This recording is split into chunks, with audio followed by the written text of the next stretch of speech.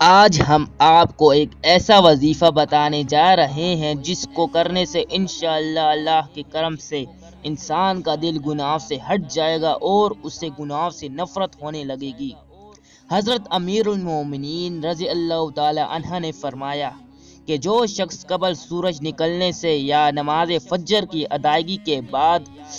11 مرتبہ سورہ اخلاص پڑھ لے گا تو اس کے ساتھ ایسی توفیق الہی شامل ہوگی کہ شیطان جتنی بھی کوشش کرے گا اس سے کوئی گناہ سرزد نہ ہوگا اور نہ ہی اس کے نامہ اعمال میں کوئی گناہ لکھا جائے گا۔